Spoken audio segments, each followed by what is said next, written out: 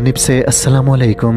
नाज़रीन, जब मैंने ये वाक़या सुना तो मैं इंतहाई हैरान हुआ। बेशक अल्लाह ताला जिसे चाहे हिदायत दे, जिसे चाहे इज्जत दे और जिसको चाहे जलील करे। ये ईमान अफरोज कहानी अमरीका से ताल्लुक़ रखने वाली जनीसा की है, जिसे सुनकर आपका ईमान अपनी इंतहा तक पहुँच जाएगा। नाज़रीन, जनीसा बयान करती है, चूँकि मैं एक आज़ाद माशरे में बड़ी हुई, लिहाजा मुझे फहाशी की लत लगी हुई थी। जवानी उरूज पर थी और मेरे 4 बॉय फ्रेंड्स थे, जबकि हर रात कोई न कोई इनमें से मेरे साथ सोता था। अमल ग़लाज़त की वजह से मुझे गले का कैंसर हुआ। जब मैं 24 साल की हुई तो मेरा मर्ज नाकाबिल इलाज हो गया। यहाँ तक कि मेरे खानदान ने मुझे एक फलाही इदारे के सपुर्द किया, जहाँ मैं बस मौत का इंतजार करती रही। मैं शदीद तकलीफ में तड़प थी तो मुझे इंजेक्शन दे दिया जाता, जबकि मेरा किसी किस्म का इलाज मुमकिन नहीं था, क्योंकि मेरा मर्ज इस कदर बढ़ चुका था कि ये नाकाबिल इलाज बन चुका था, जबकि इदारा मुझ पर मजीद पैसा लगाकर फंड जाया नहीं करना चाहता था। नाज़रीन, जेनिसा बयान करती है, इस इदारे में रहते हुए मैंने अपने तमाम दोस्त अहबाब और बॉयफ्रेंड से मदद तलब की, मगर किसी ने मेरी मदद नहीं की। मेरे वो बॉयफ्रेंड जो मेरी जिस्म को हासिल करने के लिए तरसते थे, जो अपनी जिनसी तस्कीन के लिए सर्द रातों में घंटों तक मेरी इजाजत की मुंतजिर रहते थे, मगर जब मैं बीमारी का शिकार हुई तो सबने मुझसे आंखें फेर ली। अब सबको यकीन हो गया था कि मैं जिंदगी के आखिरी किनारे पर पहुंच चुकी हूँ, लिहाजा सबने मेरी मदद करने से इनकार किया। यहाँ तक कि मेरे बुलाने के बावजूद भी कोई मेरे पास नहीं आया। मौत से ज्यादा तकलीफ देह लम्हा वो था कि जब मेरे हुस्न के दाद देने वाले मुझसे नफरत करने लगे। मैं सारा दिन छत पर जलती लाइट और घूमते पंखे को देखने में गुजार देती। इसी दौरान हमारे इदारे में एक पाकिस्तानी नौजवान को बतौर क्लीनर मुलाजिम रखा गया। इस पूरे इदारे में वो वाहिद मुसलमान था और वाहिद इंसान भी जिसका रवैया सब मरीजों के साथ इंतहाई नरम था।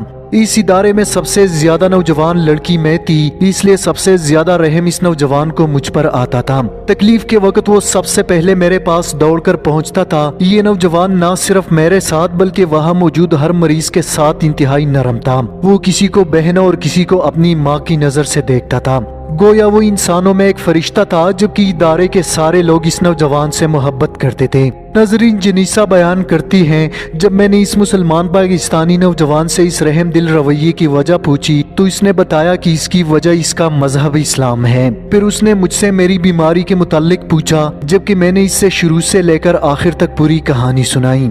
मुझको मिलने वाले तमाम लोगों में से वो वाहिद पाकिस्तानी नौजवान था जिन्होंने मुझसे कहा तुम्हें कुछ नहीं होगा। और यकीन करे, इसके अल्फाज मेरे लिए सहरा में प्यास से तड़प कर मरते हुए इंसान जैसे थे जिसकी मौत सामने हो और अचानक बरसात शुरू हो जाए, यहाँ तक कि वो इंसान सैराब होकर पानी पी ले। मैंने जिंदगी में पहली बार महसूस किया कि मैं अब भी और जी सकती हूँ। मुझे पहली बार लगा कि कम से कम जितनी सांसें बाकी हैं, इन्हें मौत की इंतजार में गुजारने के बजाय मौत को हराने की कोशिश में गुजारना चाहिए। मगर दूसरी तरफ जब मैं अपनी रिपोर्ट्स पढ़ लेती जिन्होंने मेरी मौत का महीना तक बता रखा था तो फिर मायूस हो जाती।